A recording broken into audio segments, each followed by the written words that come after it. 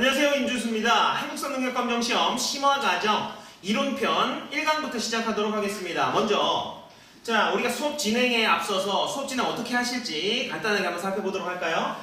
당연하게 내용 흐름을 파악하도록 하겠습니다. 그리고 우리는 한국사에 대한 깊이 있는 이해를 위해서 이 수업을 듣는 것이 아니겠죠? 그럼 뭐 때문에 듣습니까? 바로 문제를 합격선까지만 문제를 맞출 수 있는 수준, 그 정도를 원하게 되는 것이죠. 그래서 우리는 효율성에 초점을 맞춰서 수업을 진행하도록 할 거고요. 그러기 위해서는 문제의 특성을 한번 파악해 봅시다. 옳은 것은 옳지 않은 것은 형태의 문제가 다수겠죠? 그렇다면 반드시 비교 준거가 있을 겁니다. 여러분들 헷갈리게 하는 오답 지문이 등장을 할 거예요. 그것들을 같이 공부를 하는 것이 효과적이겠죠? 그래서 항상 우리는 오답에 등장할 수 있는 내용들을 표로 비교해가면서 공부를 하도록 할 겁니다. 아시겠죠? 그리고 이 검정시험의 특징 중에 한 가지가 일반적인 공무원 시험이라든지 이런 시험들은 보기 1, 2, 3, 4, 5에 오답 지문이 섞여 있습니다. 오류 내용들이. 그것을 걸러내는 문제들인데 이건 1, 2, 3, 4, 5는 다 맞는 내용들이에요. 그러니까 사료 적합성만 파악하면 되는 그런 시험 되겠습니다. 이해되셨나요? 그걸 집중하시고 이 문장의 진위 여부는 가릴 필요가 없더라. 아시겠죠? 사료 적합성, 그리고 시기 적합성, 그리고 시기 순서대로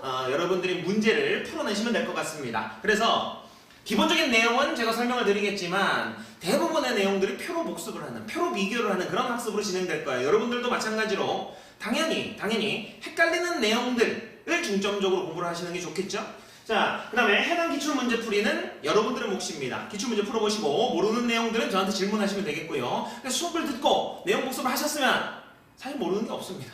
그리고 모르는 지문들이 등장할 거예요. 왜냐면 헷갈리게 하게끔 5개 지문 중에 1개 몰라도 문제는 당연히 풀 수 있습니다. 2개 몰라도 풀 수 있는 경우도 있겠죠. 그러나 우리는 1개 몰라도 풀 수 있다라는 생각을 가지고 너무 지엽적이거나 등장하지 않을 내용들, 빈출되지 않는 내용들은 그냥 뛰어넘습니다. 아시겠죠? 자, 정치, 경제, 사회, 문화 순으로 진행을 할 거예요. 여전히 정치사가 중심입니다. 정치사가 중심이고 여기에 뼈대를 맞춰가지고 갈 거예요. 그러니 시기 파악이 가장 중요하다. 시기 파악. 그리고 시기 파악도 힌트를 하나 드리면 어떤 것들이 있느냐? 1번 선사시대부터 50번 현대사 거의 순서대로 나옵니다. 조금 다를 수 있어요. 한두 문제 정도 고려 문제 나오다가 조선 문제 나오다가 고려 문제 하나 나오고 이런 게 있을 수 있는데 거의 대부분이에요. 그리고 50분 문제도 거의 정해져 있습니다. 거의 정해져 있어요. 현대사도요. 정치, 사회, 경제, 정치, 경제, 사회, 그리고 통일 정책으로 마무리되는데 50분은 거의 통일 문제겠죠. 그래서 시기가 잘 파악되지 않는다. 그런데 앞에가 고려고 뒤에도 고려 문제다. 그럼 이건 고려 문제예요. 사이에 있는 건. 이해되셨나요? 시험 특성을 잘 파악을 하셔야 됩니다. 이런 거 신경 쓰기 싫으신 분들은 그냥 수업 따라오시면 됩니다. 수업 따라오시고 복습하시고 해당 문제 밀리지 마시고 푸시면 돼요. 자, 우리가 알아야 될 내용들 당연히 흐름이었었고요. 그 다음에 업적 비교를 하는데 왕과 위인들 중심으로 한번 살펴볼 겁니다. 특히 고대사는요. 고대사. 그리고 전근대사도 마찬가지겠고요. 그리고 근현대사에서 인물사 문제가 어려운 문제로 출제가 됩니다. 그런데 그 인물들도요. 빈출되는 인물들만 볼 겁니다. 많이 등장하지 않는 인물들은 죄송하지만 시험에서의 중요성이 떨어지기 때문에 안 봅니다. 아시겠죠? 최재형이라는 분이 있었습니다. 안중근의 의거를 지원했었던 분이죠. 그리고 연해주에서 많은 활동들을 했었던 분이지만 2번 출제가 됐습니다. 이제는 안 나올 가능성이 더 높습니다. 언급은 하겠지만 그런 분들까지 다 볼 수는 없어요. 인물사 다 보려면요. 수험 기간이 지금 저희가 32시간에서 36시간으로 계획을 하고 있는데 이 2배 넘어갑니다. 그럴 필요 없죠? 우리에게 필요한 것은 원하는 급수를 딸 수 있는 점수예요. 최대 90점, 최대 80점, 최대 80점을 원하는 겁니다. 그래도 시험 편차가 있기 때문에 80점으로 맞춰가지고 공부하시면 안 되겠죠. 플러스 마이너스 생각을 하셔서 90점. 아니면 나는 2급으로 원한다 그러면 80점. 뭐 요 정도 수준으로 공부를 하도록 할 겁니다. 비교 준거 아까 그래서 표로 비교할 거고요. 사료, 사진, 지도 확인이 필요합니다. 무조건 사료, 사진, 지도와 함께 문제가 출제되기 때문에요. 자, 그러면 1강 여러분들께서 가장 자신 있어 하시는 이 1강 한번 살펴보겠습니다. 가벼운 내용이에요. 가벼운 내용. 그러니까 가볍게 보시고 가볍게 문제 풀어보시고 자신감 얻는 단원입니다. 그런데 난이도는 갈수록 어려워집니다.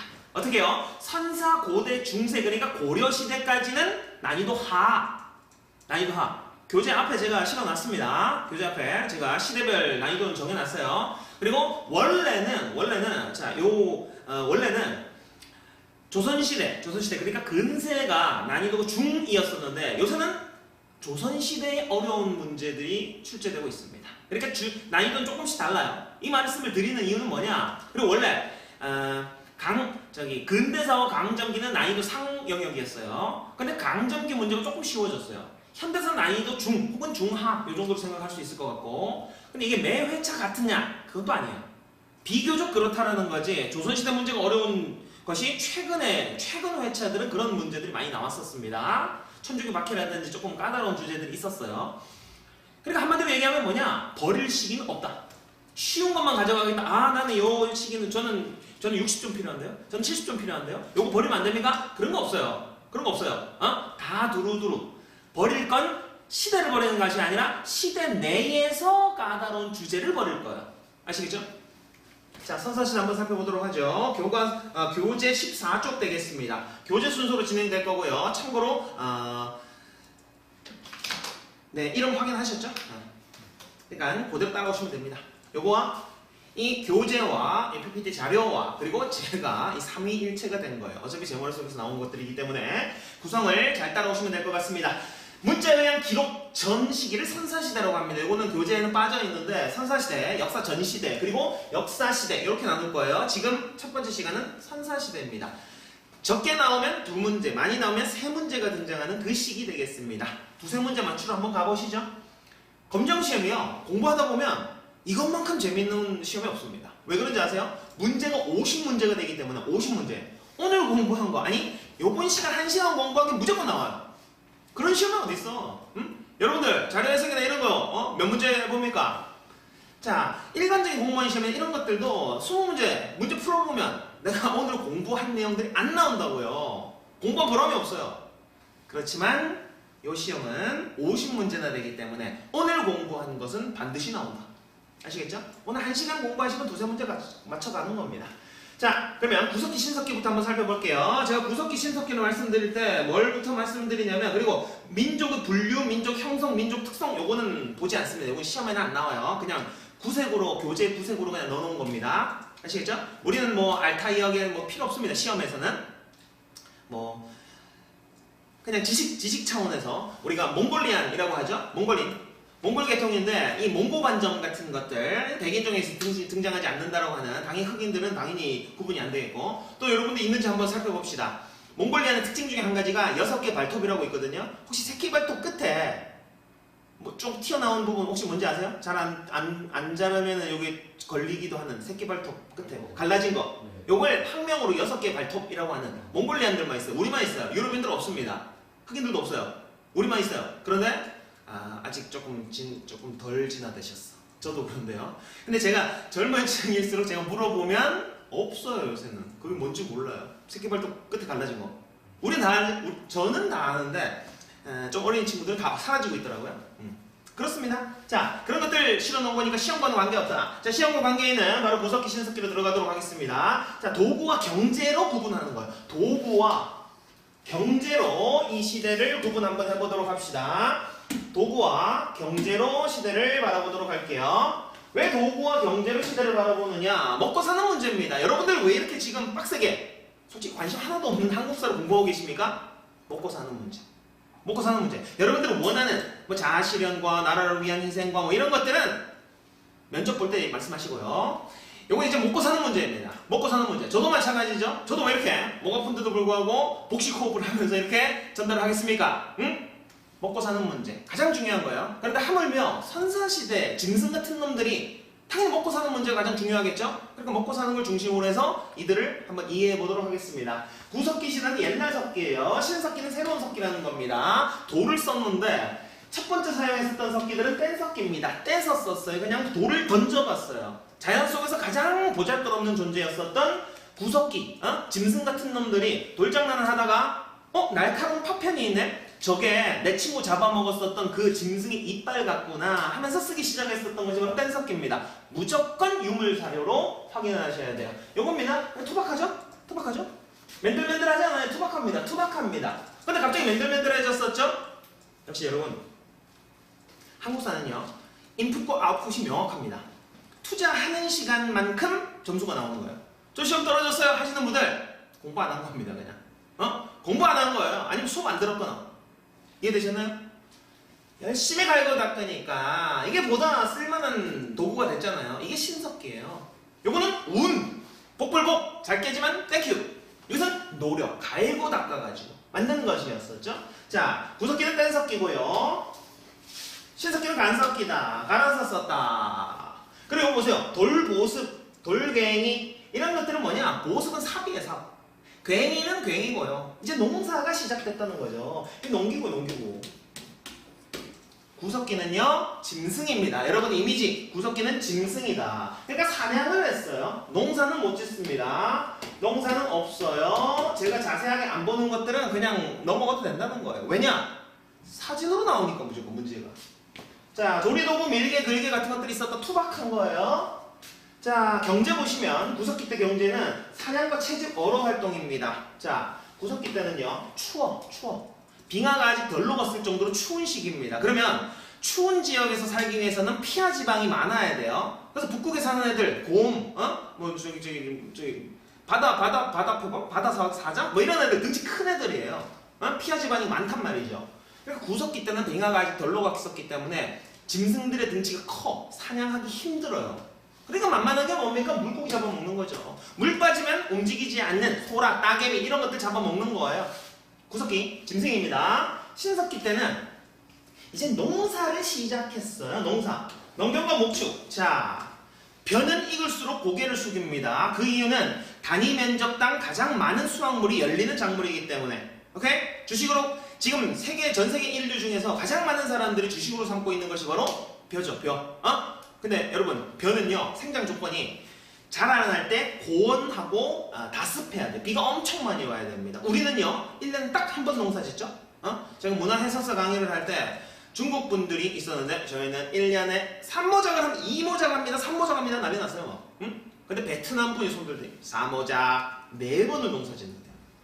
야, 우리는 겨우 한 번 농사 짓는 거예요. 그것도 여름철에 집중호우, 장마철에 온 비를 저수지에 가둬놨다가 가을까지 계속 쓰는 겁니다. 즉 우리나라에서 농사를 짓기 위해서는 저수지 시설이 축조돼야 돼요. 저수지.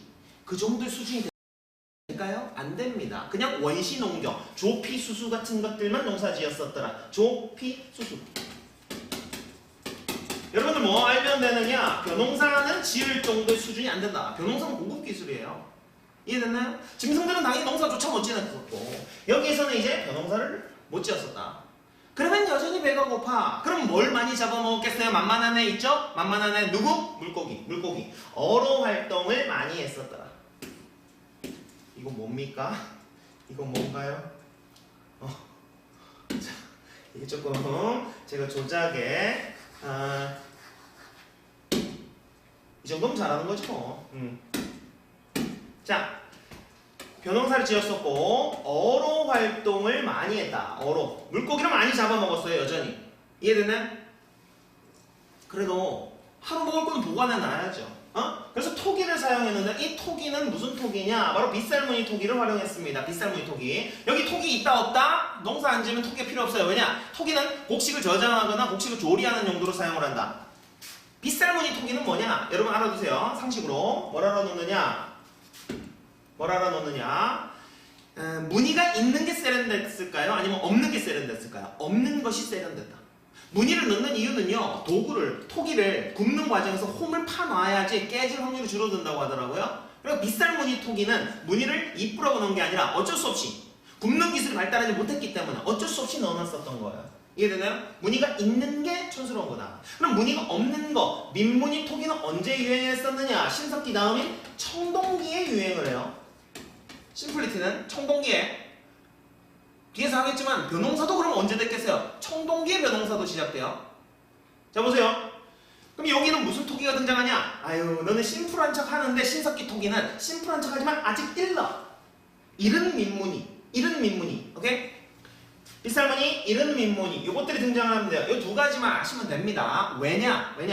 이 더티 토기도 있는데 요거 굳이 알 필요는 없어요. 왜냐면 요것만 등장하진 않고 요거 2개 등장하거나 요거 2개 등장하거나 요거 3개 등장하거나 이렇기 때문에 요거 2개 알아놓으면 어차피 얻어 걸린다. 신석기. 자 그리고 물고기 많이 잡아먹었다 그랬죠? 그럼 여러분들 물고기 잡을 때 낚시하고 앉았겠어요? 취미입니까? 이거는 재미로 낚시 잡는 게 아니에요. 생존이에요. 그러니까 그물을 던져야 되겠죠? 그물. 그래서 그물을 제작하고 옷감을 제작하는 가락바퀴와 뼈바늘이 등장을 했었더라. 직조가 시작됐더라. 사람답게 좀 살아봅니다. 자, 이것이 비쌀무늬토기예요. 비쌀무늬토기. 그러면 이 신석기 사람들은 물고기를 많이 잡아먹었다 그랬었죠? 농사를 짓긴 했었지만 물고기를 많이 잡아먹었기 때문에 집을 어디에다 지었을까요? 강가나 바닷가에 지었죠. 강가나 바닷가에 모래사장에 푹 박아놓기 쉽게끔 바닥을 뾰족하게 만들어놨었던, 그리고 비싼 무늬는 촌스러운 거다. 촌스러운 거. 비싼 무늬 토기. 이거는 구분 안 해야 돼요. 이거는 비싼 무늬 토기라고 안 써줍니다. 안 써줘요. 그냥 보고 알아야 되는 거고, 이거는 써줘요. 이런 민무늬 토기 이런 것들은 그냥 써줍니다. 애매한 거 있죠? 사료만 보고 사진만 보고 알아차리기 힘든 것들은 그냥 써줍니다. 자, 요거 여기 가락바퀴라는 건데, 여기에 가운데 요 실패 같은 것들을 꽂아가지고 실을 짜는 그런 도구예요. 됐나요? 신석기 도구. 자, 그리고 시기를 조금 더 늦게 봤었는데, 구석기는 이 시기를 제가 왜 늦게 봤었느냐? 70만 년 전 수치는 최소화하겠습니다. 수치는 최소화할 거예요. 이거 안 물어봅니다. 넘어가. 그리고 신석기 이것도 안 물어봅니다. 네, 넘어가요. 수치는 최소화할 거예요. 여러분들 외울 것들은 저 뒤에 가서 외워야 돼요. 근대사부터는 수치를 외워야 됩니다. 연도를. 물론 다는 아니고요. 자, 근데 구석기가 엄청나게 긴 시간이었어. 구석기는. 그래서 이 짐승 같은 놈들도 수십만 년, 70만 년, 수십만 년이기 때문에 그 중에 똑똑한 놈들 한둘은 등장을 하겠죠. 그러면 어떤 시기가 나타나냐? 야, 이건 무조건 복불복으로만 우리가 운에만 맡길 것이냐, 이렇게 조금 기술적으로 깨보자 라고 하는 사람들이 등장하겠죠. 또 옛날에 하나의 도구로 농사는 안 지었으니까 사냥도 하고 가죽도 벗기고 음식도 하고 했었는데, 야, 이거 좀 더럽다 라는 생각하는 사람들이 생겨났을 거예요. 그래서 석기를 다듬는 수법과 그 활용에 따라서 시기를 전기, 중기, 후기로 나누기도 한다. 그러면 뭐가 전기고 뭐가 중기고 뭐가 후기냐까지는 알 필요가 없어요. 그냥 이 문장을 알아놓으면 돼요. 석기를 다듬는 수법에 따라서 전기, 중기, 후기로 나누기도 하는 시기는 엄청나게 길었던 구석기다. 이렇게만. 이 문장이 구석기를 상징한다 라고만 알아두시면 됩니다. 자, 그리고 유적지 안 외워도 됩니다. 외울 것들은 제가 말씀드릴 거예요. 외울 것들은 어떤 것들을 외우느냐. 자, 제 이름이 임준수입니다. 임준수. 준수하고 지었는데요. 저도 소개할 때 이렇게 드립니다. 자, 보시다시피 준수하죠? 준수입니다. 왜 이렇게 얘기를 했었는데, 그냥 말 만드는 거죠. 말 만든 거. 사람 이름은요, 특히 왕을 제외한 이름은요, 이름이 먼저 만들어지고 삶을 살아왔었기 때문에 삶과 이름은 동떨어져 있어요. 그럼 어떻게 해야 됩니까? 이해합니까? 외웁니까? 암기해야죠. 사람 이름, 그리고 지명의 유래 다 찾아볼 겁니까? 지명 외웁니다. 그리고 단체들 연결 안 되는, 의미가 연결 안 되는 단체들도 외웁니다. 아시겠죠? 연도도 외워야죠. 왜냐면 근대사부터는 그 연도가 사건 자체를 얘기하기 때문에, 갑오년에 일어난 갑오기업, 을미년에 일어난 을미기업, 광무년에 일어난 광무기업. 그러니까 그런 것들은 암기를 해야 돼요. 자, 근데 요거는 암기할 필요가 없어요. 왜냐면 시험 특성상 안 물어보니까요. 뭘 보면 되느냐? 자, 동굴. 얘네들은 동굴에서 살았어요. 왜? 농사를 안 지었으니까 이동생활을 했거든. 이동생활하면 그냥 동굴에 사는 거예요. 동굴. 혹은 강가에 막집을 짓고 살아요. 막집이라는 것은 진짜 막 지은 집. 하루 자고 비만 피하고 그냥 하루 자고 떠나도 되는 그런 막집. 이게 어디? 구석기, 짐승 같은 놈들. 신석기는요. 이렇게 생각합시다. 신석기는. 자, 지금 사람들이 많이 사는 지역 있죠? 지금 우리나라의 사람들이 어디 많이 삽니까? 서울, 부산, 북한에서는 평양. 지금 많이 사는 데는 신석기 때부터 정착했었던 지역이다. 이해되나요? 그러면 신석기 유적지는 어디? 서울, 평양, 부산 뭐 이런 데가 있습니다. 부산 동삼동. 됐나요? 단순하게 할게요. 자, 나머지도 다 말씀드릴 것들이 있는데, 뭐 연천 전공리 같은 것들이 등장을 해요. 여기서 주먹도끼가 발견됐었는데 그냥 들어만 보세요. 구석기 문제 이거 몰라도 풀 수 있습니다. 그냥 들어만 보세요. 문제에 등장했었던 적은 있었던 내용들이에요. 여기 유럽에 우리 메비우스의 띠 말고 그냥 고고학 메비우스가 있어요. 고고학자 메비우스가. 메비우스 이론이라는 게 있습니다. 유럽은 아시아나 다른 대륙보다 월등히 우월하다. 언제부터? 구석기 때부터. 왜? 구석기 뗀석기의 명품이라고 하는 애슐리안 지방에서 처음 출토된 애슐리안 주목도끼가 있어요. 주목도끼의 명품. 맥가이버 칼. 이런 형태가 아시아에서는 등장하지 않는다. 그러니까 유럽은 구석기 때부터 우월한 존재였다라는 식민 지배를 정당화하기 위한 이론이 있었어요. 근데 그것을 우리가 뒤집지 못했어. 언제까지? 해방 이후까지 아시아에서 등장을 하지 않았어요. 이런 애슐리안 주목도끼가 맥가이버 칼이. 근데 그것이 언제 등장을 했었느냐? 해방 이후 미 군정이 설치되고 나서 해방 이후에 미군이 주둔했습니다. 우리나라에. 미군이 주둔하고 나서 경기도 연천 전곡리에 한탄강이라고 있어요. 거기에 이제 미군 병사가 자기 여자친구하고 이제 한탄강을 거닐면서 모닥불을 피우기 위해서 돌을 모으고 불을 피우고 있었습니다. 그런데 어디서 많이 본 것 같은 돌이 있는 거예요. 하필이면 이 사람이 군 입대 전에 전공이 고고학이야. 고고학. 그리고 사진 찍기 위해서 카메라 가지고 갔었죠. 그래서 그 돌 사진을 찍어가지고 자기 담당 교수한테 보냈습니다. 보냈더니 이거 애슐리안 주목도끼야 하는 답신이 왔었죠. 그래서 아시아에서 최초로 애슐리안 주목도끼가 발견된 지역이 바로 연천 전곡리 지역인데 이런 토막이 있어요. 근데 이거 가지고 푸는 문제 아니에요. 요거 있고 옆에 사진 보면은 뗀석기가 또 나와 있어요. 그러니까 여러분들은 뗀석기만 보면 된다. 제가 왜 이렇게 선사시대 얘기를 이렇게 좀 길게 하느냐? 앞으로 시험 패턴도 이렇게 수업 패턴도 이렇게 진행할 거예요.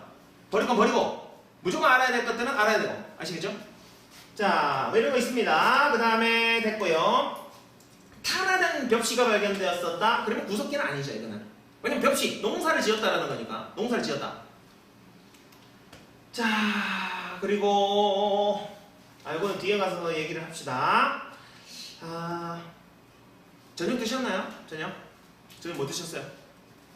밥 드셨어요? 네. 밥 드실 때 우리는 무슨 생각을 해야 되느냐? 쌀밥을 드시면서 쌀밥 맛있다. 근데 이 쌀밥 때문에 계급이 발생했구나 생각하시면 돼요. 쌀밥 때문에.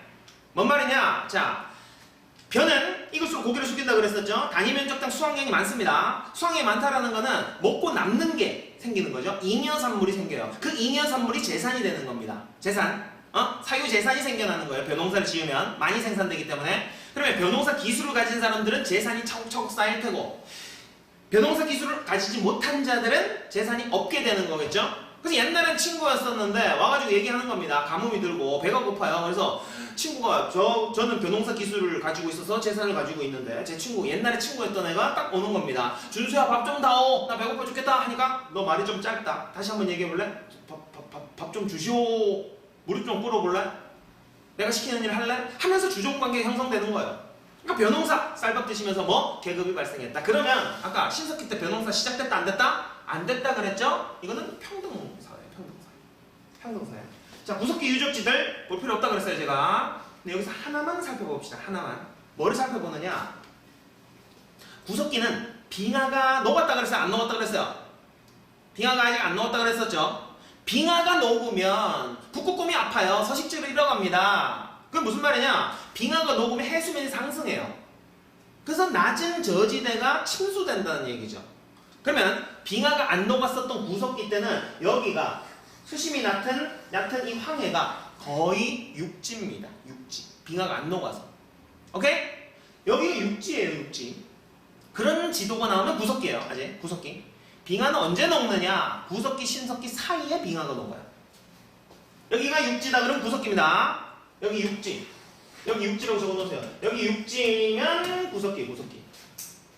육지면 구석기. 신석기는 뭐라고 제가 말씀드렸었죠? 유적지는 지금 많이 사는 사람들 언제부터 정착했다? 정착이 시작된 신석기 때부터 살던 지역. 자, 구석기, 신석기 한번 살펴볼게요. 다시. 구석기는 무리생활을 했었고 이동생활을 했었다. 평등. 시족사회, 부족사회에 이뤘었다. 시족사회는 이제 시족사회는 농사를 짓긴 했다 그랬었잖아요. 그러면 자식을 많이 낳아야 돼요. 왜냐면 대가리 수가 경쟁력이야. 이해됐나? 자, 구석기는 제가 짐승이라고 계속 얘기를 했었죠. 시험에는 안 나오지만 이거 하나 얘기 드릴까요? 구석기는 무게중심 사회일까요? 모계중심 사회일까요? 아마도 모계중심 사회였을 가능성이 높다. 왜? 짐승. 아빠가 누군지 몰라. 짐승들이기 때문에. 근데 엄마는 자기를 낳았기 때문에 무조건 안다. 명확한 엄마를 중심으로 가정이 형성됐을 가능성이 높다. 이해됐나요? 짐승. 자, 주거 형태 한번 볼게요. 주거 형태는 물고기 잡아먹고 강가에 막지은 집을 짓거나 아니면 어차피 이동할 건데 화살표를 잘 하셔야 돼요. 연상기억입니다. 어차피 이동할 건데 동물에 자지고. 이제 농사를 시작했기 때문에 정착을 해야 되겠죠. 정착을 해야 되는데 자, 벼농사 지었나요? 못 지었나요? 못 지었죠? 그럼 뭐 많이 잡아먹었다? 물고기 많이 잡아먹었다. 그러면 집을 어디다 짓는다? 해안가나 강가에 집이 위치한다. 자, 여기 저기 거의 큰 털 콧부리 같은 거, 큰 털 콧부리 이런 거 보시면은 거의 우리가 상상 속에서 봤었던 그 매머드급이에요. 매머드급. 그런 애들을 사냥하면은 이건 대박인 거죠. 대박. 근데 사냥이 거의 힘들고 그래도 사냥하기를 원했었다. 기원. 사냥감의 원성을 기원했었다. 조각품 제작했었다. 이거 짐승들 구석기 때고요. 신석기 때는 이제 농사를 짓기 시작했기 때문에 뭐가 신기하느냐? 농사 기술을 가르쳐준 할아버지 감사해요. 영원 숭배, 조산 숭배가 있었고요. 또 애니미즈는 이건 anything. 모든 것에 정령이 깃들어져 있다. 정령. 그 다음에 토테미즘은 동식물을 숭상하는 거. 동식물. 그 다음에 샤머니즘은 신과 우리를 연결해주는 매개자를 숭상하는 거예요. 무당. 자, 무당을 한자로 쓰면 이렇게 씁니다. 무당은 하늘과 땅을 연결하는 사람. 이게 무고, 당은 쓸 줄 몰라요. 가 아니라 당은 우리말이에요. 우리말. 그래서 최초의 당, 무당을 단군 뭐 이렇게 단군과 무당의 어원이 같다. 이해되나요? 무당, 샤먼. 그래서 제가 이걸 지금 쓰시는 모습들을 봤어요. 이게 정령이고 이게 동식물이고 이게 무당이다라고 쓰시는 분들을 봤는데 그거 쓸 필요 있다 없다? 없다. 왜? 우리 시험은 애니미즘 해놓고 동식물 숭상 오답 처리하는 시험이 아니다. 그냥 이게 등장하면 신석기를 찾는 거, 시기파, 사료 적합성 요걸 찾는 문제들이 주류를 이루기 때문에. 이해되셨나요? 자, 근데 제가 샤먼이에요. 샤먼. 제가 무당입니다. 제가 무당 같습니까? 제 신내론 받았어요. 아무도 안 믿겠죠? 저는 어디 가도 누구도 저를 뭐라고 보느냐? 선생 아니면 공무원 아니면 그냥 회사원 뭐 이런 식으로 봐요. 생기게 그런데 어떡합니까? 샤먼들은 조금 모양새가 달라야 돼요. 그래서 무슨 장신구를 쓰고 다녔을 가능성이 높느냐? 조개 껍데기 가면이나 귀걸이 커다란 거 있죠? 칠거리라고 하는 귀걸이들을 끼고 다녔을 가능성이 높다. 자, 이런 거 조개 껍데기 가면이나 이 칠행처럼 칠거리 같은 것들을 끼고 다녔을 가능성이 높다. 이렇게 연결하는 거예요. 자, 됐습니다.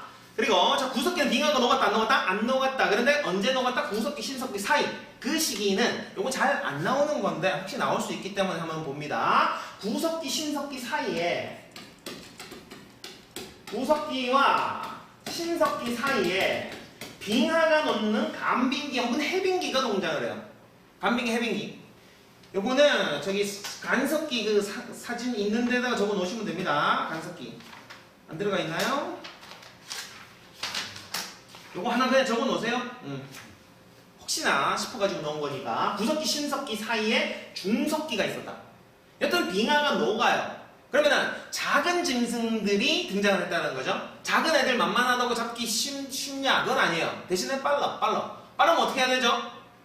멀리서 화살로 쏴야죠. 멀리서 창으로 찔러야죠. 그래서 활 끝에 붙은 화살촉 혹은 창촉 이런 것들을 만들기 시작했었다. 이 지금 확대해서 그렇지 한 요 정도 되는 거예요. 요 정도.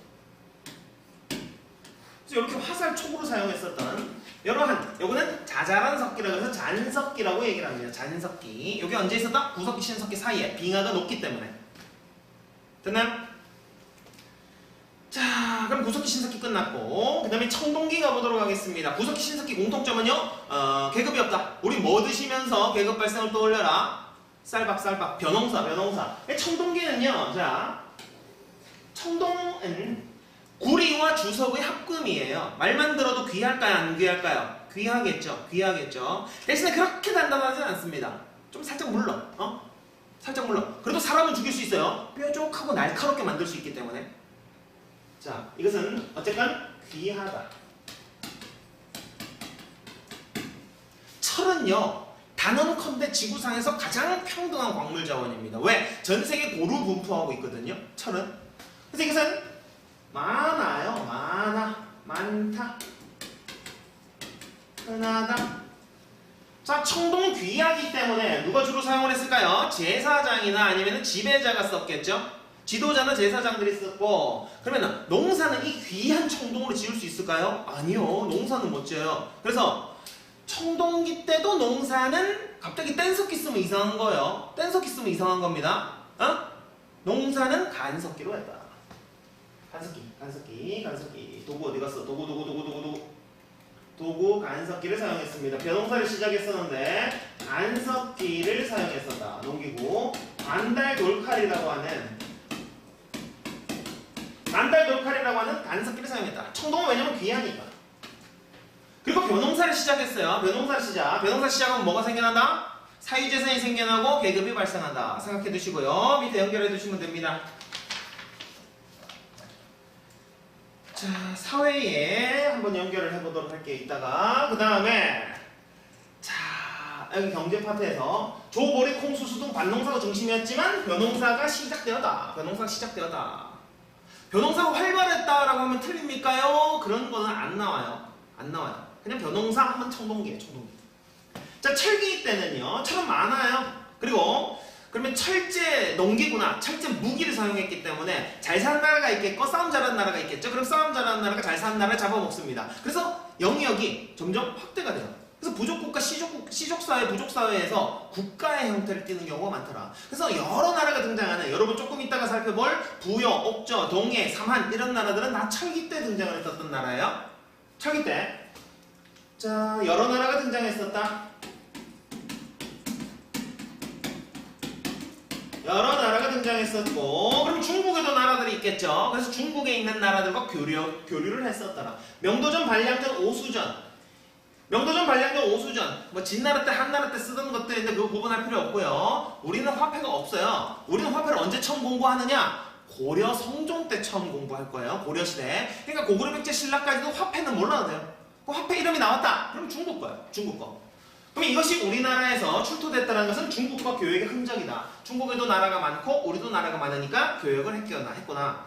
우리는 글을, 우리나라 말이 언제 등장했습니까? 당연히 조선시대 조선 세종 때 등장을 했었죠. 그럼 그 전에 글이 있다? 붓이 있다? 그러면 이건 한자 쓰는 용도. 그래서 붓이 우리나라에서 발견됐다는 것은 한자를 사용했다는 거고, 한자를 사용했다는 것도 중국과 교역의 흔적이다. 시기가 언제? 왜? 철은 많으니까 잘 사는 나라, 싸움 잘하는 나라가 생겨나서 여러 나라들이 있기 때문에 교역이 이루어졌다. 됐나요? 자, 주거 형태는 볼게요. 그리고 초기 철기는 사실상 뒤에 국가가 등장하기 때문에 그냥 국가의 특징으로 배웁니다. 여기서는 잘 배우진 않아요. 청동기 볼게요. 청동기. 됐습니다. 안 나오는 건 넘어갈게요. 청동기 형태 내체로 직사각형이면 움집은 점차 지상가옥으로 변화했다. 이게 뭔 말인지 한번 살펴보도록 할게요. 자, 신석기 움집과 청동기 움집을 비교 한번 해보도록 하겠습니다. 신석기 움집과 청동기 움집을 비교해 볼게요. 18쪽 날개에 붙어 있습니다. 18쪽 날개 보시면 신석기, 청동기. 자, 여러분 집 구해보셨나요? 제가 처음에 이제 공부하러 대학교 때 서울 올라와서 처음에 무슨 뭐 기숙사에도 있었고 고시원도 살다가 원룸에도 살고 해봤었는데, 처음에 집 구하러 가면, 원룸 구하러 가면 뭐부터 확인하느냐? 뜨거운 물 나오나? 보일러 따뜻한가? 이것부터 파악을 합니다. 그러다가 돈을 좀 벌기 시작을 하면은 부동산 가가지고 이제 뭐라고 얘기하냐? 이거보다 조금 넓은 방 없어요? 조금 더 큰 투룸 없어요? 뭐 이런 것들 물어보기 시작한다는 거죠. 마찬가지. 자, 구석기 때는 집 공부할 필요 없죠? 동굴. 신석기 때는 집을 지었었는데 물고기를 많이 잡아먹었었죠. 벼농사를 못 지었기 때문에 어로 활동을 많이 했었죠. 어로 활동을 많이 했었기 때문에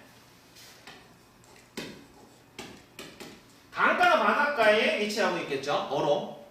벼농사를 짓기 시작했기 때문에 이제 더 이상 물고기 비린내 나는 데 살 필요가 없어요. 낮은 언덕 지역으로, 구릉 지역으로 넘어오게 됩니다.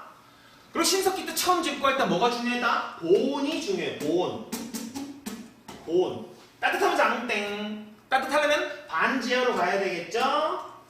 땅 파고 들어가면 따뜻하겠죠? 계단 2개 정도 내려갑니다. 그리고 바닥을 원형으로 한 다음 불을 가운데 딱 피워. 원형과 가운데. 그러면 제일 따뜻하죠. 이해되나요? 자, 그리고 저장 구덩이 보세요. 저장 구덩이. 도구를 저장하는 구덩이가 저기 밖에 멀리 있으면 들락날락 하면서 이 열기가 다 빠져나가겠죠. 그래서 보통 집 안에 있거나 아니면 문 바로 옆에. 문 열고 바로. 집 안이나 문 바로 옆에 있다. 근데 핵심은 뭐예요? 보온. 따뜻하면 장땡. 청동기 때는요, 활동 공간을 확보해야 돼요. 좀 넓은 집 없어요? 활동 공간. 그래서 이제 지상으로 넘어왔었고, 그 다음에 우리가 사는 거의 대부분의 집들이 왜 직사각형 형태일까요? 공간 활용에 가장 유리하기 때문입니다. 직사각형 형태. 그리고 가운데 화덕을 피워놓으면 이 공간 활용이 안 좋잖아요. 그러니까 한쪽 벽으로, 벽난로 형태로 딱. 그리고 저장 구덩이도 집 안에 있으면 이게 얼마나 영역이 축소돼요. 그러니까 집 밖에 따로 설치하거나 아니면 마을 공동으로 작업장을 만들기도 했었더라. 이해됐나요? 반지하, 가운데 화덕, 지상으로 올라왔고 거의 대직사각형. 됐나요? 본 활동 공간. 자, 요거는 제가 따로 안 보는 건 안 봅니다. 따로 안 보는 거 안 봐요. 주거는 따로 볼 필요는 없겠네요. 사회 보세요, 사회. 사유재산이 발생했었죠. 변은 익을수록 고개를 숙인다. 사유재산이 생겨났었다. 그러면 어떻게 됩니까? 빈부격차가 생겨났겠고 계급이 발생했었다.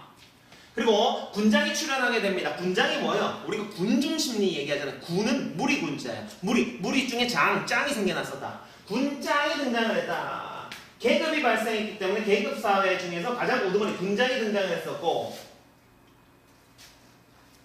그리고 이 군장국가 중에 청동기 때 군장국가가 등장한 거예요. 우리나라 최초의 국가인 고조선은 그러면 언제 등장했었다? 바로 청동기 때 등장했다.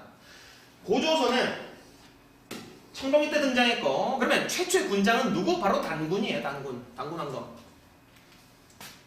자, 봅시다. 청동기 때 무덤을 무식하게 만들어요. 왜? 군장이 처음 생겨났으니까 우리 일반 사람들 무덤하고 좀 달라야 되겠죠? 그 돌로 만듭니다. 자, 이게 상식적으로 한번 살펴볼게요. 이해를 한번 해봅시다. 우리는 화강암지대예요. 화강암지대이기 때문에 크고 단단한 돌이 많습니다. 그래서 돌로 무덤 만들고 석탑을 만드는 거예요, 주로. 중국인들은 우리나라 사람들을 백의 민족이라고 불렀습니다. 백의 민족. 첫 번째 강의 때 제가 흰 옷을 입고 온다 맨날. 이 백의 민족이라고 불렀었던 이유가 뭘까요? 화강암지대이기 때문에 물이 깨끗해요. 자연 정수가 되더라. 물이 깨끗한 고장, 아시아에서. 중국은 황허, 흑지대입니다. 흑지대면 어떻게 되겠어요? 물이 탁하죠? 그러니까 흰 옷을 입는 게 이상하게 보이는 거예요. 흰 옷을 어떻게 입지?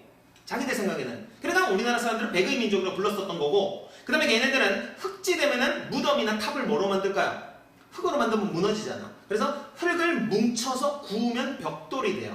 그래서 벽돌탑, 벽돌 무덤을 만듭니다. 자, 그래서 삼국시대 때 가서 우리나라에서 벽돌 무덤, 벽돌 탑이 제작되었다. 그러면 어느 나라 영향이다? 중국 영향이다. 이해됐나요? 일본은 뭐 시험에는 안 나옵니다만은 일본은 지진이 많고 하기 때문에 지진 설계에 유리한 이 나무 제품을 많이 만듭니다. 목조 무덤, 목탑 이런 것들을 많이 만들죠.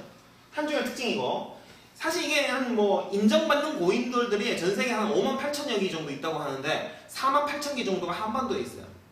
왜 그럴까요? 이런 무식한 짓 안 하거든. 우리는 화강암지대라서 크고 단단한 돌지대. 그리고 몽골에 조금 있고 중앙아시아에 있고 뭐 이렇게 돼요. 라인이.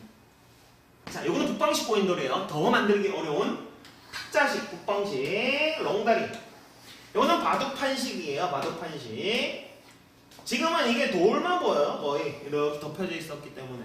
이런 게 대부분이죠. 뭐가 많을까요? 거의 이거예요. 이건 몇 개 없어요. 이건 몇백 개야. 이게 나머지 다 수만 개는 다 이거야.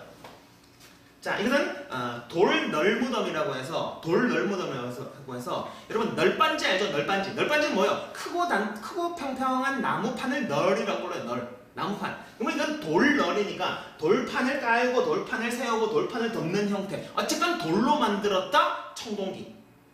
돌로 만들었다 청동기. 됐고요. 여기 보세요. 철기 때는 나라가 만들어졌기 때문에 붓이 발견됐다 혹은 중국 화폐가 발견됐다. 이게 명도전이라고 하는 중국 화폐인데, 화폐 우리는 언제 공부한다? 고려 성종 때 처음 공부한다 그랬어요. 그러니까 이게 중국 화폐예요. 다. 이건 중국과 교역. 언제? 철기. 자, 청동기 때 유물 한번 볼게요. 청동기 때 비파형 동검이 있었고 거침물 거울이 있습니다. 이거 어느 나라의 특산품이라고 할 수 있을까요? 최초의 군장국가, 우리나라 최초의 국가 고조선의 특산품이에요. 그리고 고조선의 마을이 하나 있습니다. 미송리라는 마을이 있어요. 이게 사실 북한의 마을 이름인데 미송리라는 마을에서 출토된 토기가 있습니다. 요거 신석기 때, 이게 청동기 때. 그리고 청동은 귀하기 때문에 농사는 지었다 안 지었다? 안 지었다. 농사는 뭐로 지었다? 반달 돌칼로 지었다. 반달 돌칼. 이거는 간석기예요. 뗀석기가 등장할 수는 없어요. 간석기입니다. 그리고 우리가 스마트폰 쓰다가 투지폰으로는 돌아가요. 응? 시험 앞두고 계신 분들은 투지폰 쓰는 경우도 많습니다. 나를 못 믿기 때문에. 밤에 누워서 웹툰 한번 봐볼까? 하면 이제 날 새는 거잖아. 그러니까 투지폰은 쓸 수 있어. 근데 갑자기 삐삐로 돌아가진 않는다고요. 자, 그리고 돌로 무덤 만들었다. 고인 돌. 고조선 등장했었다. 초기철기 때는 철로 농기구 만들고 철로 무기 만들어요. 그래서 여러 나라가 생겨났었고. 그러면 보세요. 청동기 때도 간석기 쓰죠. 그러면 철기 때 청동기 쓸까 안 쓸까요? 당연히 씁니다. 당연히 써요. 왜? 청동은 귀하니까. 지도자들은, 그리고 철은 무겁잖아요. 청동은 가벼워요. 반짝반짝 잘 빛나고. 그래서 청동기는 계속 사용을 합니다. 지도층에서. 근데 이때가 되면 세형동검이 등장을 해요. 세형동검은 가는 동검이에요. 가는 동검. 응? 그 다음에 거푸집과 잔무늬거울, 자잘한 무늬거울이 등장하는데 요거는 좀 요거 뒤에서 한번 살펴봅시다. 요건 뒤에서 살펴보고 요거부터 설명하고 들어갈게요. 토기는 아까 구석기 때는 톡이 없었죠? 신석기 때는 빗살무늬, 그 다음에 심플한 척하지만 아직 이른 민무늬. 청동기 때는 민무늬, 심플한 게 세련된 그랬었죠? 그 다음에 고조선의 마을 미송리 스타일의 토기. 고조선은 청동기 국가니까요. 철기 때는 토기는 안 볼게요. 자, 그리고 무덤은 돌로 만들던 식이 청동기고요. 돌 말고 딴 거 다양한 걸로 만들던 시기는 철기입니다. 왜 그럴까요? 여기는 나라가 너무 많아. 무덤 저렇게 무식하게 만들 힘이 없어요. 자, 그래서 널무덤, 나무 무덤이나 장독 2개 연결한 독무덤 스타일이 여기 등장한다. 장독 2개. 그리고 요거 밑줄 쳐보시죠. 독자적인 청동기 문화가 형성되었었다라고 하면 철기입니다. 철기. 청동기 때는 독자적인 것들은 아니에요. 요거는 철기 때 독자적인 한반도의 청동기가 등장합니다. 이게 뭔 말인지 한번 살펴봅시다. 이게 청동기 때 청동기 비파형 동검이에요. 물론 이것도 중국에서는 나타나는 형태가 아닙니다. 중국에서는 안 나타나요. 왜냐? 중국은 손잡이까지 일체형인데 요거는 손잡이를 이렇게 껴가지고 쓰는 탈부착 형태이기 때문에 중국에서는 안 나타나요. 그래도 독자적은 아니에요. 왜? 중국 악기 비파를 닮아있기 때문에 독자적이라고 하지는 않습니다. 우리 거긴 하지만. 요거 뭐요? 간석기, 반달 돌칼입니다. 청동기죠.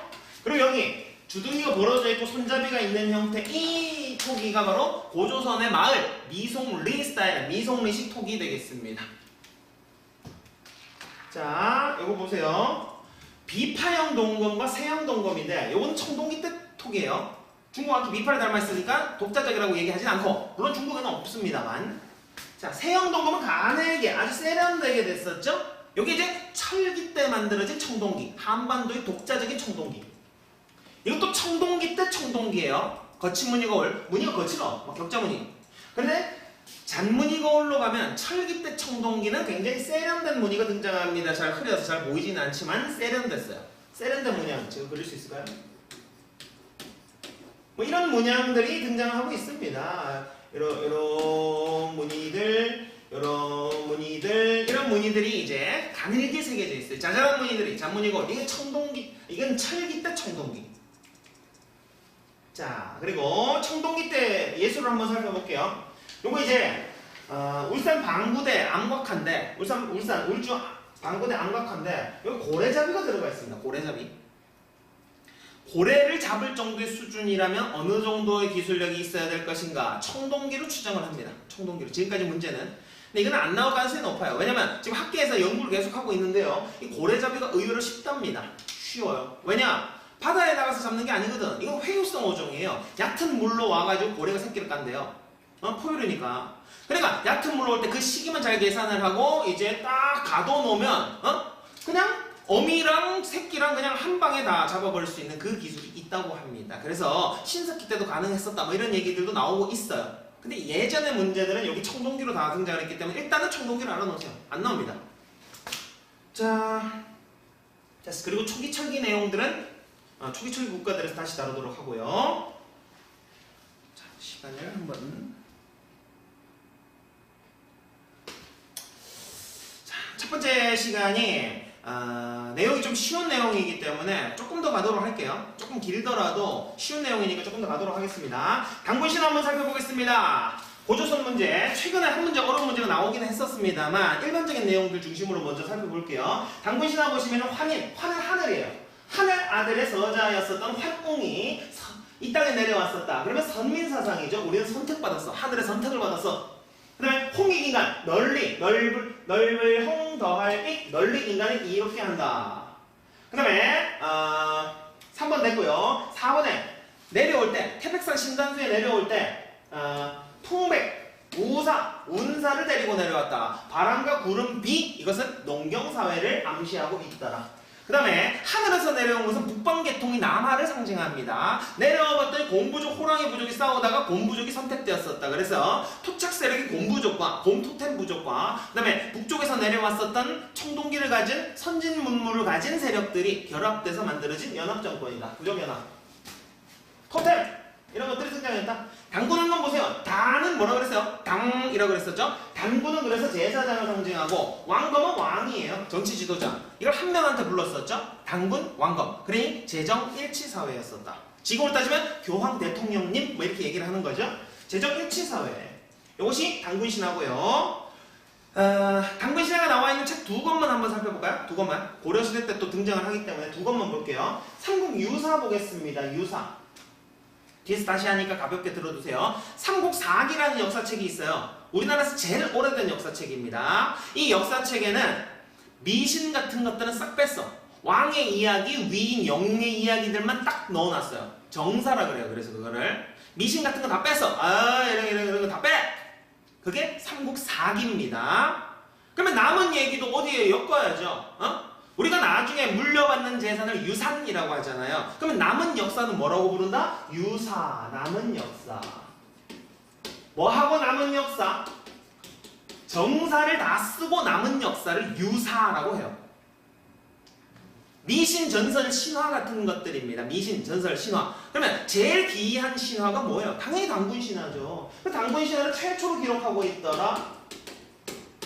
이것이 바로 승력 1년이 지은 고려시대 삼국유사 되겠습니다.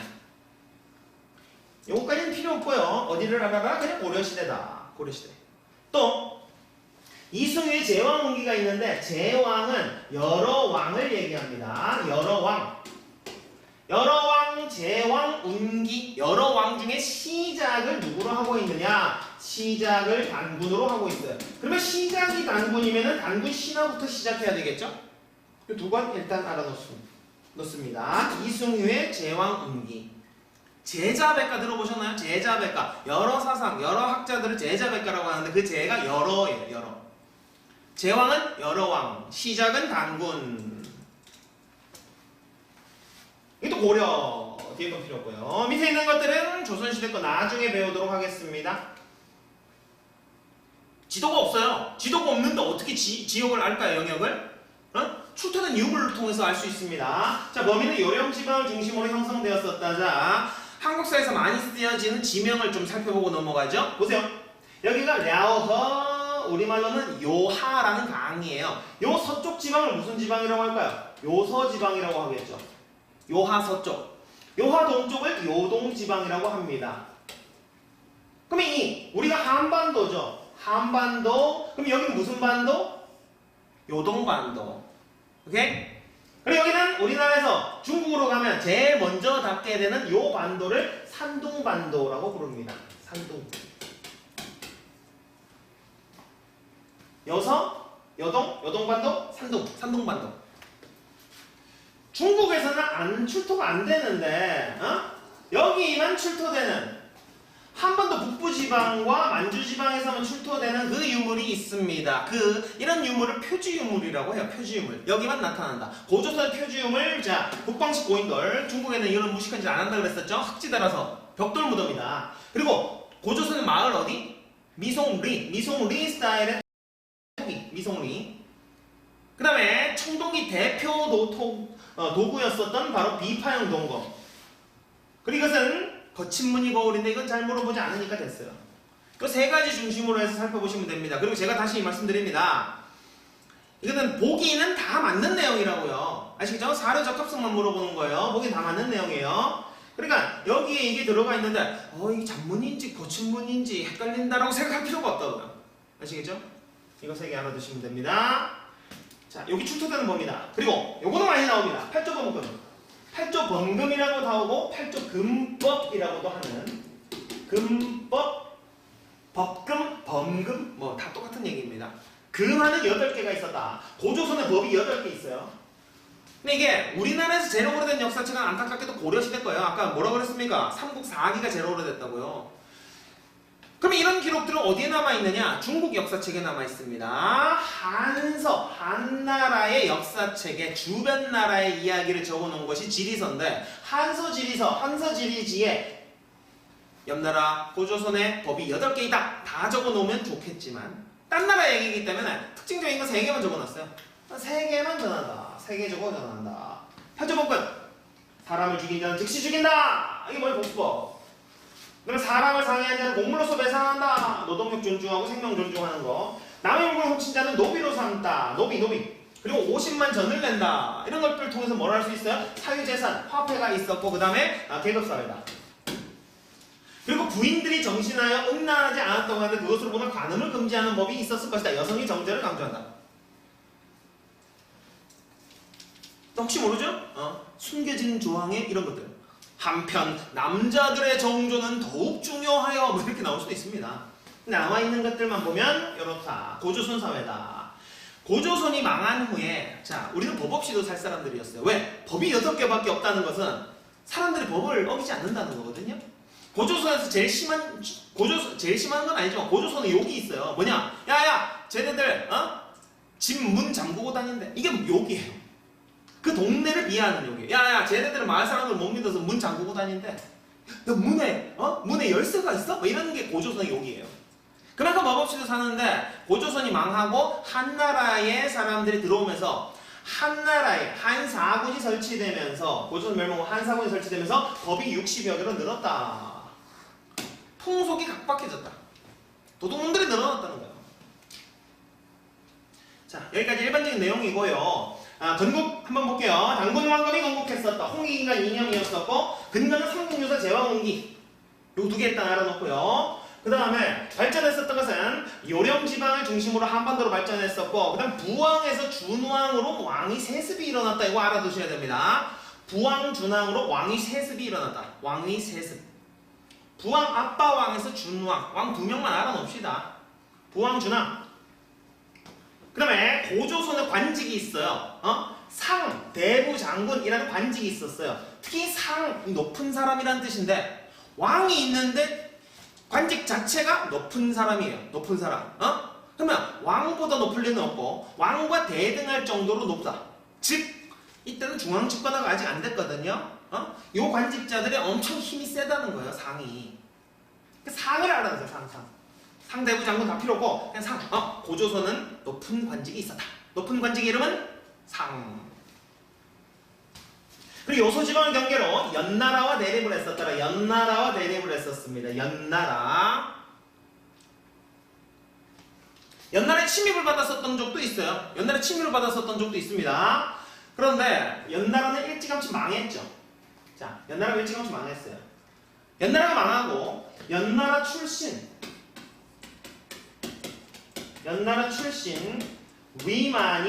위만이라는 사람이 있었는데 중국은 혼란기가 끝나면 통일왕조가 되는데 통일왕조는 통일하는데 힘을 너무 많이 썼는지 일찍 망하고 그 다음 나라가 조금 오래가는 그런 패턴을 가지고 있어요.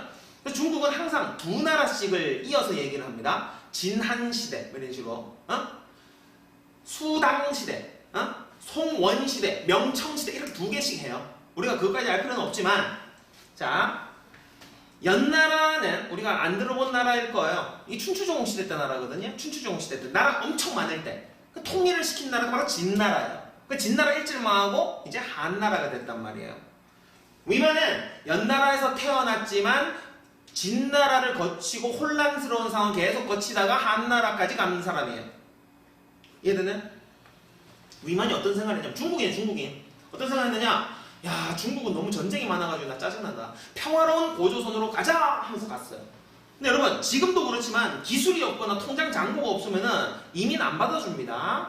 망명을 갔어요. 망명을 갔는데 왜 준왕이 부왕에서 준왕으로 셌을 때 이 준왕이 왜 위만을 이뻐라 했느냐, 고조선은 어떤 시대 나라입니까? 청동기 국가죠. 청동기 국가 고조선에 철을 재련하는 기술을 가지고 왔어요. 위만이 얼마나 이뻐, 어? 투지폰 쓰고 있는데 이제 아이폰 기술자가 망명 신청을 했어요. 그럼 당연히 받아줘야죠. 철기를 본격적으로 수용하게 됐다, 위만이라는 사람이. 근데 너무 이뻐하다 보니까 얘가 힘이 세졌어. 그래서 위만이 쿠데타를 일으켜서 준왕을 몰아내고 왕이 되었습니다. 이때부터는 위만조선이라고 해요. 위만조선.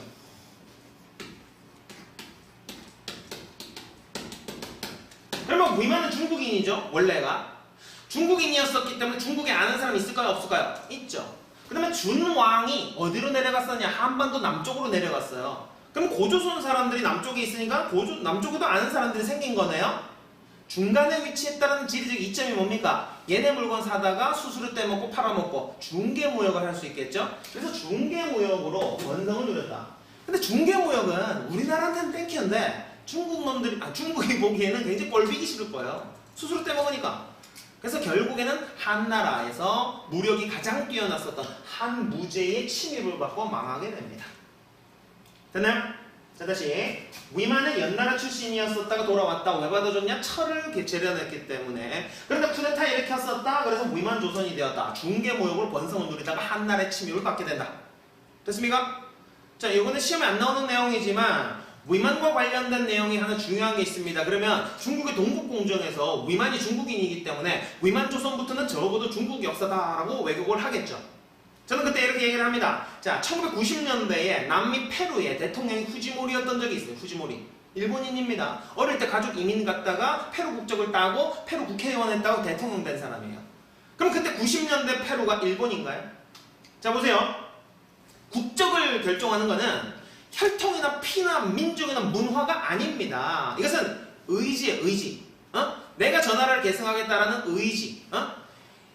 쇼트트랙 모 대표팀들이 국가대표까지 해서 올림픽 금메달까지 땄었던 사람들이 어때요? 중국으로 이민 갔었던 사람이 있죠? 망명 갔었던 사람들? 그 사람이 한국 사람입니까? 중국 사람이죠.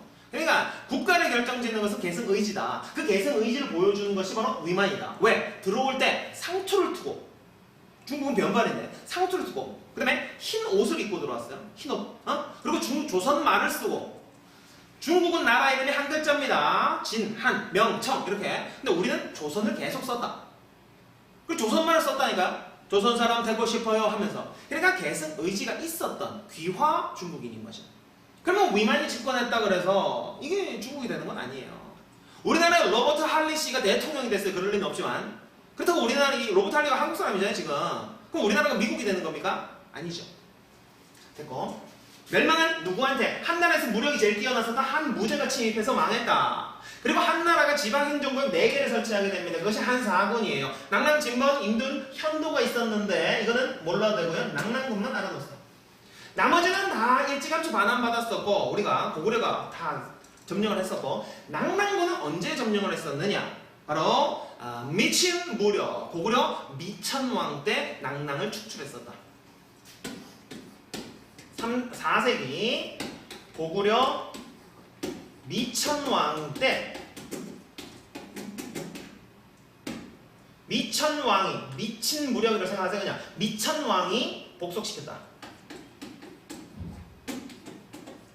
우리가 다 차지하게 됐어요 결국에는. 자, 그리고 원래 법없이도 살았었는데 8개 있었는데 한나라가 한 4군을 설치한 이후에 60여 개로 늘었다. 됐나요? 한 상사가 고구려 공격으로 소멸했다. 이것이 4세기 미천왕대 1입니다. 4세기 미천왕대 1. 미친 무렵 하나 외워두시고. 자, 여기까지 합시다. 지금 두 문제 했고, 세 문제에 나오는 문제.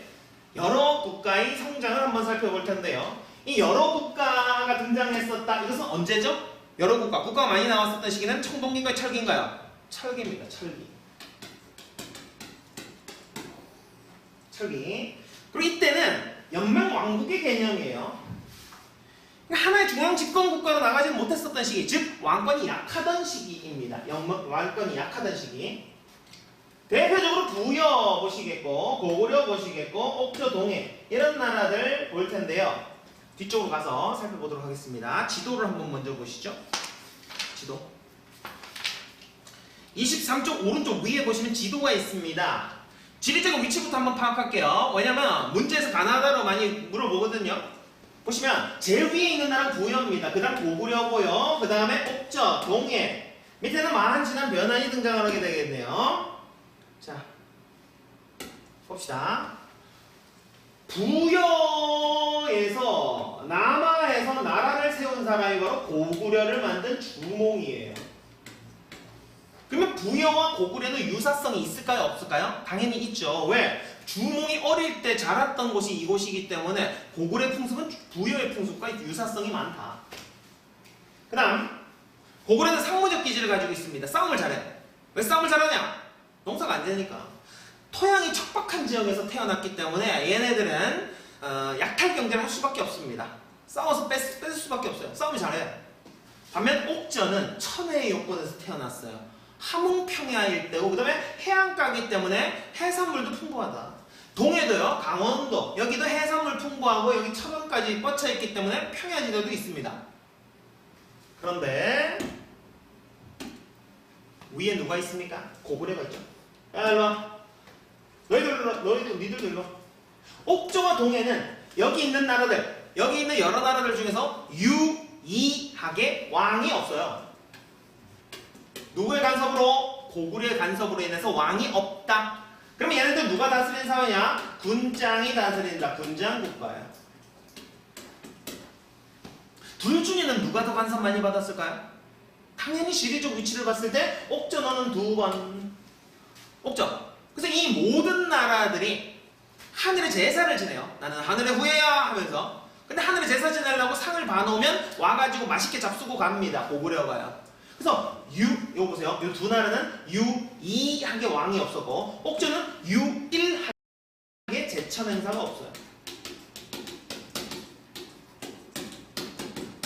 그럼 동해는 하늘의 제사 지낼 때 신나겠죠. 야, 그래도 나는 옥저보단 낫다 하면서 밤새 하늘에 춤을 춥니다. 그래서 이 제천 행사 이름이 뭐냐? 하늘에 춤을 춘다. 무천이라는 제천 행사가 있어요. 이해되나요? 자, 그럼 밑에 있는 여러 나라들, 밑에 몇 개의 나라가 있었느냐? 도시국가 78개가 있었어요. 여기 78개 도시국가가 있었는데 얘네들이 힘을 짭니다. 뭐라고요? 야, 우리 이렇게 있다가는 고구려한테 옥저 동해처럼 지배당할 수도 있어. 간접지배. 그러니까 우리가 하나로 똘똘 뭉쳐야 돼. 그래서 78개 국가들이 연합을 이룹니다. 마한, 진한, 변한이. 그것이 바로 삼한 되겠다. 이 78개야, 78개. 마한 보세요. 마한에 54개 국가가 있었어요. 마한. 위치를 보세요. 마한에 백제도 있었고 목지국도 있었고 그 다음에 진한은 12개로 구성되어 있었는데 여기는 사로국이 있었고 변한도 12개, 여기는 부야국이 있었습니다. 총 합쳐서 78개 국가가 있었어요. 그럼 여기서 대빵을 뽑아야 되는데 왕을 누구한테서 선출했었느냐? 마한의 목지국에서 왕을 선출하게 됩니다. 네가 왕을 맡아. 그럼 이 왕은 78분 1인데 강할까요? 왕권이 약하죠. 여기 있는 나라들은 다 왕권이 약하다. 다 왕권이 약하다. 자, 보겠습니다. 부여 고구려부터 한번 살펴보도록 할게요. 부여는 그냥 제일 위에 있었다. 정치에서 부여하고 고구려는 유사성이 많다 그랬었죠? 주몽이 어디서 정치 배웠을까요? 부여 정치를 그대로 배워요. 그래서 오부족 연맹체입니다. 오부족 연맹체예요. 그럼 왕권이 강할까요? 약할까요? 왕권이 둘 다 약하다. 특히 시험 문제에서 등장하는 왕권 약한 나라는 부여입니다. 왜? 부여의 사료에 이런 게 있거든요. 가뭄이 들거나 흉년이 들면 왕을 쫓아내거나 왕을 죽였다. 왕권이 엄청나게 약합니다. 오부족은 어디냐? 동서남북 가운데 이 5개를 왕 플러스 4개가 다스렸었다. 왕 플러스 4개, 나머지 4개는 뭐냐? 마가, 우가, 구가, 저가라고 하는 가축명을 띤 관직 이름이 있었더라. 걔네들이 사출도, 4방향을 다스렸다. 마가, 우가, 구가, 저가. 이게 도개걸륜모 윷놀이의 기원 아닙니까? 윷놀이의 기원. 말, 소, 개, 돼지. 그러니까 이걸 통해서 보더라도 개가 식용이었어요, 옛날에. 농경사에서는 개는 식용입니다. 우리나라뿐만이 아니라 벼농사 짓는 데는 동남아시아뿐만 아니라 동아시아 다 포함해서 다 식용이었어요. 물론 저는 먹지는 않습니다만 이거 뭐 산업 차원에서 그렇다는 거죠. 유목계통에서는 개를 안 먹죠. 왜? 개가 파트너니까. 개 잡아먹으면 내가 개 대신 뛰댕겨야 돼. 양떼를 몰로. 어쨌든 이 가축 이름을 띤 관직이 있었더라. 사출도, 왕권이 약했다. 반동반목, 목축을 절반이나 했으니까 우리 민족 치고는 목축을 굉장히 많이 한 거예요. 자, 문화를 보시면 수훈장의 풍습이 있었다. 사실 수훈장은 굉장히 광범위하게 이루어졌어요. 당연히 고조선에도 있었고 고구려도 있었고 뭐 신라까지 있었습니다. 근데 시험에 나오는 수훈장은 부역. 갖다 묻어버리는 거예요. 지도자가 죽으면. 그 다음에 우제전법이 있습니다. 소 발굽을 불에 그을려가지고 점을 보는 정책. 그 다음에 1책 12법. 하나를 훔치면 12배로 보상하게 하는. 그리고 자, 제천행사는 어디 빼고 다 있다? 옥저 빼고 다 있어요. 제천행사는. 부여의 제천행사 그냥 외웁니다. 부영고, 영고. 보세요. 왕권이 약합니까? 강합니까? 흉년이나 수해가 입었다. 그러면 왕에게 책임을 물어서 쫓아내거나 죽였다. 고구려 보세요. 농사 잘 됩니까? 안 됩니까? 얘네들이 일부러 싸움한 거 아니에요. 농사가 안 됩니다. 약탈경제. 그래서 약탈품을 보관하는 창고인 부경이 있었더라. 창고 부경이라는 곳이 있었고, 그 다음에 이 상남자 고구려 사람들이 고구려하고 고려의 공통점이 있어요. 처가살이를 했습니다. 여자 집에 가서 살아요. 여자 집 뒷마당에 서옥이라는 집을 지어놓고 거기서 노동력을 제공해주는 이 일종의 대릴사회제를 실시했었더라. 상무적 기질은 무예를 숭상한다. 나라 옆에 국동에 가면 큰 동굴이 있어요. 큰 동굴이 있는데 여기서 시조신 주몽이 제사를 지냈더라. 주몽 제사를 지냈다. 자, 여기도 오부족 연맹체예요. 보세요. 그럼 오부족들이 서로서로 으르렁거리겠죠. 그러다가 중국이 쳐들어오면 어떻게 돼? 뿔뿔이 흩어져 있으면 하나가 되지 못해서 얘네들 망하겠죠. 그래서 하늘에 제사 지낼 때만이라도 야, 우리 평소에는 싸워도 중국 놈들 쳐들어오면 하나로 뭉치는 거다. 동맹을 맺어요. 동맹을. 그래서 얘네의 제천 행사는 사실은 동맹을 맺는 행사예요. 동맹. 부여, 부영공, 고구려 동맹. 자, 아까 관직 이름에 상이 들어가 있다. 그럼 어느 나라에 썼나요? 높은 사람 고조선이죠. 고조선 상. 고구려는 사자, 조위, 선인이라는 관직을 가지고 있었더라. 사자, 조위, 선인, 가, 대가. 자, 옥조 볼게요. 옥조하고 동해는 왕이 있나요? 없나요? 없죠. 유이하게 왕이 없는 군장국가예요. 왕이 없어요. 고구려 감성으로 성장이 지연됐었다. 왕이 없습니다. 여기서 외울 게 하나 등장합니다. 그러면 여기에 군장을 뭐라고 하느냐? 읍군 혹은 삼노라고 불렀어요. 읍군은 뭐냐? 읍면독립 마을의 군장이다. 읍군. 그리고 어차피 고구려가 시키는 대로 할 텐데, 자, 저 영감님 3명 보내. 삼록 석삼자에 늙을 노자. 옥제는 천혜의 여건이에요. 소금과 해산물, 농경도 발달했습니다. 그런데 고구려의 압력으로 제천 행사도 6일하게 못 지냈어요. 6일하게. 옥조의 반항이 뭔지 아세요? 옥조의 반항. 결혼은 내 맘대로 할 거야. 나는 여자 집 가서 안 살아. 여자가 남자 집 오는 민며느리제. 민며느리는 그냥 맏며느리 생각해도 되는데, 민은 뭐냐면 여러분 민달팽이 아시죠? 민달팽이가 뭐예요? 집이 없는 달팽이죠. 그러면 민며느리는 뭘까요? 집 없는 며느리라는 뜻이에요. 그러니까 집 없는 며느리 제도, 이건 뭐예요? 집 없는 며느리니까 며느리가 남자 집 와서 산다. 고구려와 반대. 그리고 우리는 죽어서도 가족들이 똘똘 뭉친다 라고 하는 가족 공동 무덤을 가지고 있어요. 할아버지가 돌아가십니다. 그럼 감회장을 했다가 뼈를 추려서 목곽에 넣어요. 이 목곽은 어디에 간다? 우리 가족 공동 무덤에 들어간다. 죽어서도 함께한다. 자, 동해, 이건 조금 외울 것들이 필요합니다. 동해 3대 특산물이 바로 단단한 활, 단궁, 과일나무 아래를 지나다닐 정도로 키가 작은 말 과하마가 있었고요. 반만 물고기다. 물개, 강치. 반만 물고기의 껍데기, 반어피. 이것이 동해의 3대 특산물이었었고요. 자, 요거 두 개는 잘 이해를 해보세요. 책화라는 풍습이 있어요.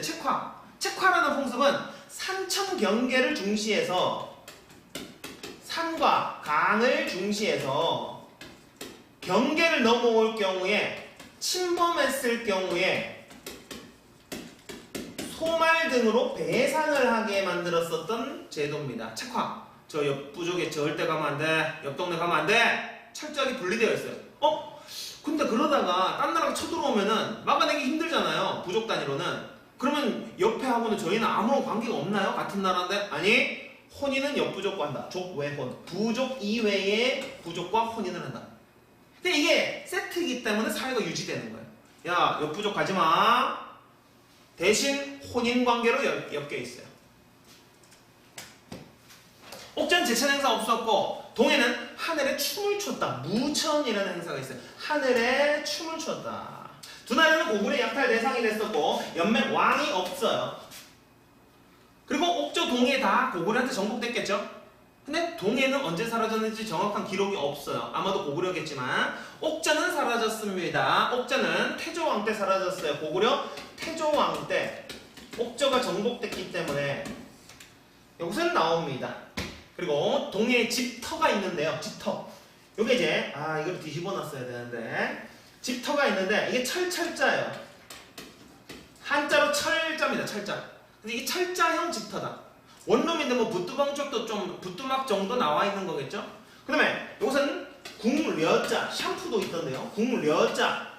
려자형. 이것은 주방이 따로 떨어져 있거나 아니면 투룸 시스템으로 볼 수 있겠죠? 아마 주방일 거예요. 이런 집터가 나온다. 이건 동해입니다. 강원도 동해. 삼안 봅시다. 삼안. 한반도 제일 남쪽에 있었죠. 마한. 마한은 위치가 나중에 백제가 되는 나라고요. 진하는 나중에 신라가 되는 나라고요. 변하는 나중에 가야가 되는 나라입니다. 무려 78개의 작은 나라들이 있어요. 숫자 안 외워도 됩니다. 그냥 수십 개 있었다. 자, 여기에 군장을 뭐라고 불렀느냐? 신지견지. 불의 읍차라고 불렀어요. 이거 대족장, 소부족장으로 하지 마시고 신지읍차. 요거 두 개만 외워놓을게요. 시험에 등장하는 건 신지읍차니까 이거 나머지 됐고 견지 불에는 됐고 신지읍차가 군장이에요. 요거 구분해야 되겠죠? 신지읍차는 삼한의 군장이고 읍군삼로는 옥저 동해의 군장이다. 요거는 외워야 됩니다. 물론 다른 힌트가 등장을 해서 찾기는 어렵지 않겠습니다만 왕이 있어요? 없어요? 왕이 있죠. 목지국에서 마한의 목지국에서 왕을 선출했다.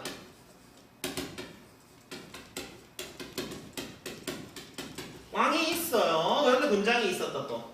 자, 한반도 남쪽 지역이니까 지금으로 따지면 경상도, 전라도, 충청도예요. 그럼 여기는 농사가 잘 되겠죠? 벼농사가 발달했다. 벼농사를 지으려면 뭐를 만들어야 된다고 제가 말씀드렸었나요? 저수지 축조가 많이 이루어졌다. 또 변한과 가야의 공통점은 철입니다. 철이 풍부했다. 얼마나 풍부했냐면 임선생 수업 잘 들었습니다 하고 철을 던져주고 가요. 이걸 덩어리새인데 이게 화폐처럼 사용을 했어요. 화폐 이런 건 없어요. 그냥 화폐처럼 썼다. 철이 많으니까. 자, 그리고 소도라는 공간이 있습니다. 소도라는 공간은 이 재정 분리를 보여주는 곳인데 설명은 날개에 있는데요. 제가 설명드릴게요. 소도는 제사장을 하늘의 군장 천군이라고 합니다. 제사장인 천군이 장악하고 있는 지역이에요. 왕이 한번 들어가 보려고 해도 왕이 군대 못 들어가요. 여기는 천군의 허락을 받아야 돼. 그래서 제사 모시는 곳은 철저히 분리되어 있거나 재정 분리사회. 어디와 비교된다? 고조선은 단군 왕검을 한 명한테 불렀다. 단군 그리고 왕검. 그렇기 때문에 고조선은 재정 일치사회. 여기는 재정 분리사회. 소도. 그 소도 앞에 갈 때는 사람들 쫄아요. 왜 쫄느냐? 소도 앞에는 요게 세워져 있거든요. 기러기 장대가 붙어 있어요. 이거 속대라고 하는데, 속대라는 장대가 붙어 있으면 이 기러기는 사람의 영혼을 하늘로 이제 전달해주는 매개체라고 우리가 여겼어요. 그래서 이게 있으면 야 저기 함부로 들어가면 신들려 귀신 나와 하던 데가 바로 여기입니다. 소도. 그리고 벼농사가 잘 되면 하늘에 제사를 많이 지내야 돼요. 처음에 5월달에 싹이 올라왔을 때 싹수가 노랗지 않기를 바라면서, 노란 싹이 올라오면은 수확이 안 되거든요. 그래서 싹수가 노랗다는 말이 있는 거예요. 근데 그래서 이 5월달에 수린날이라고 하는 이 제사를 한번 지내고요. 이게 오늘날의 단어예요, 단어. 그리고 10월달에 땡스기빙, 추석이죠, 추석. 이거 수린날 계절제라고도 나오고 계절제라고도 나와요. 특정 계절에 지내는 거기 때문에 이건 굳이 구분 안 해도 됩니다. 그냥 제천에서 두 번이다. 5월, 10월제로 알아놓으세요. 5월제, 10월제. 그리고 특이하게 남쪽 사람들, 우리들이 땅 파고 들어가서 살았습니다. 땅 파고. 이게 토실 혹은 토굴이라고 하는, 토실, 터방, 토굴 이런 땅 파고 들어가서 산 사람들 3항 되겠습니다. 자, 되나요? 이렇게 해서 1교시가 조금 길었는데요. 첫 번째 강의 조금 길었는데 내용 자체는 어렵지 않았으니까요. 두 문제 혹은 세 문제 따고 시작을 하도록 하겠습니다. 이제 본격적으로 삼국시대로 들어가도록 합시다. 고생하셨습니다.